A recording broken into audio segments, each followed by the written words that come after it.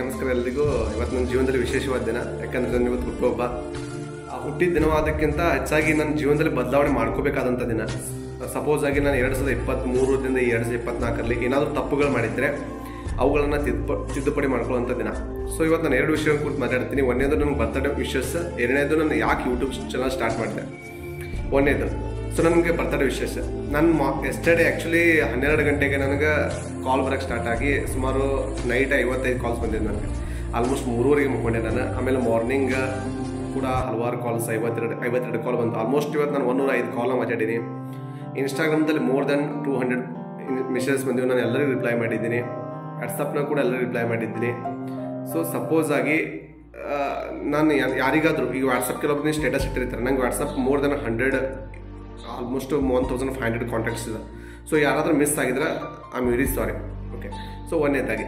ಎರಡನೇದಾಗಿ ನನಗೆ ಎಲ್ಲರೂ ವಿಶ್ ಮಾಡಿರಿ. ಭಾಳ ನನಗೆ ಎಷ್ಟು ಒಳ್ಳೆ ವಿಶಸ್ ಮಾಡಿರಿ ಅಂತ ನನಗೊಂದು ಸಲ ಭಾಳ ಖುಷಿಯಾಗೈತೆ ನನಗೆ ಆ್ಯಕ್ಚುಲಿ ಹೇಳ್ಬೇಕಂತ. ಯಾಕಂದ್ರೆ ಕೆಲವೊಬ್ಬರು ಅಡ್ವೈಸ್ ಮಾಡಿದ್ದೀರಿ, ಕೆಲವೊಬ್ರು ಬ್ಲೆಸ್ಸಿಂಗ್ ಮಾಡಿದ್ದೀರಿ, ಕೆಲವೊಬ್ರು ಇನ್ನೊಂದು ಏನಾದರೂ ಲೈಫ್ ನಾನು ಏನು ಮಾಡತ್ತೀನಿ ಅನ್ನೋದು ಕರೆಕ್ಟ್ ಪಾತ್ನ ಹೊಂಟಿದಂತ ಹೇಳಿದ್ರಿ.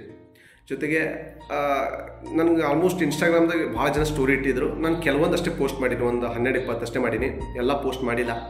ಸೊ ಎಲ್ಲರೂ ನಿಮ್ಮದು ಪೋಸ್ಟ್ ಮಾಡಿಲ್ಲ ಅಂತ ಬೇಜಾರು ಮಾಡ್ಕೋಬೇಡ್ರಿ. ಓಕೆ. ಸೊ ಇವತ್ತು ನಾನು ಮಾರ್ನಿಂಗಿಂದ ನನಗೆ ಎಲ್ಲರೂ ಭಾಳ ವಿಶ್ ಮಾಡಿದ್ರು. ನಂಗೆ ಆಲ್ಮೋಸ್ಟ್ ನಂಗೆ ಭಾಳ ವೆರಿ ಥ್ಯಾಂಕ್ಫುಲ್. ನನ್ನ ಬಗ್ಗೆ ಇಷ್ಟು ನಿಮ್ಗೆ ಕಾಳಜಿ ಇದೆ, ಇಷ್ಟು ನನ್ನ ಬಗ್ಗೆ ನೀವು ಕೇರ್ ಮಾಡ್ತೀನಿ ಅಂತೇಳಿ ನನಗೆ ಭಾಳ ಖುಷಿ ಆಗತ್ತದ.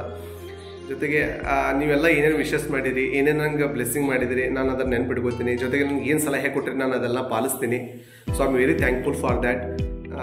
ನನಗೆ ನಿಮ್ಮ ಆಶೀರ್ವಾದ ನನ್ನ ಮೇಲೆ ಹೀಗೆ ಇರಲಿ.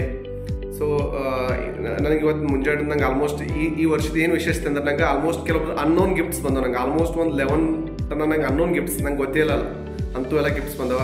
ಅವ್ರಿಗೆ ಕೂಡ ನಾನು ಥ್ಯಾಂಕ್ಸ್ ಹೇಳೀನಿ. ಆಲ್ಮೋಸ್ಟ್ ಇನ್ಸ್ಟಾಗ್ರಾಮ್ದಾಗ ನಾನು ಮೆಸೇಜ್ ಮಾಡಿ ಹೇಳೀನಿ ಅವ್ರಿಗೆ ಥ್ಯಾಂಕ್ಸ್ ಅಂತ. ಸೊ ಒಟ್ಟಾರೆಯಾಗಿ ಹೇಳೋದಾದರೆ ನನ್ನ ಜೀವನದಲ್ಲಿ ಬದಲಾವಣೆ ಆಗುವಂಥ ದಿನ ಇದು.